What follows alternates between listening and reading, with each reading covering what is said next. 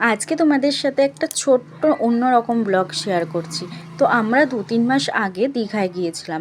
তখন এই মানে ভিডিওটা শ্যুট করে রেখেছিলাম। তো ভাবলাম যে তোমাদের সাথে শেয়ার করি। তো এই দেখো আমরা কিন্তু দীঘায় চলে এসেছি।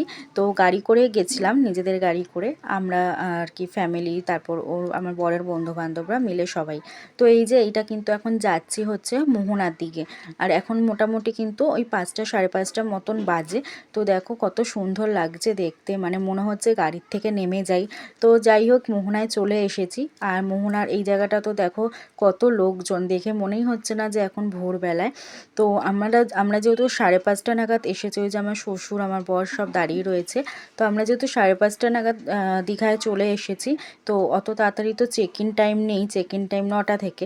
তো সেই জন্য ভাবলাম যে আমরা একটু মোহনাতেই যাই, কারণ মোহনায় কিন্তু আমি মানে অনেক দিন পরে এসেছি। দীঘায় অনেকবার গেছি কিন্তু মোহনাতে যাওয়া হয়নি। তো এই জন্য মোহনায় আসলাম।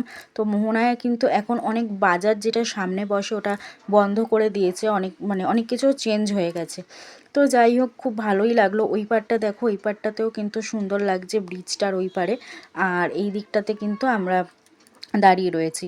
তো এইটা হলো মোহনা, আর এইটা হচ্ছে তালসারি। যেদিন বাড়ি ফিরলাম, তো মাঝখানে আর কিছু ভিডিও করা হয়নি। তো যাই হোক, বাড়ি যেদিন ফিরছিলাম সেদিনকার একটু তালসারি গেছিলাম। আর তালসারিতে তো জানোই কাঁকড়ার জন্য স্পেশাল, লাল কাঁকড়া বিশেষ করে। তো দেখতেই পাচ্ছ, এই দেখো এখানে ভর্তি লাল কাঁকড়া, জানো তো।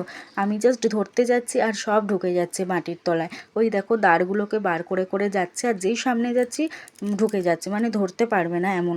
আর এইখানে অনেক এতটাই কাদা ছিল, মানে পুরো মানে পা মানে ডেবে যাচ্ছে। তো আমি ভিতরে অবধি গেছি।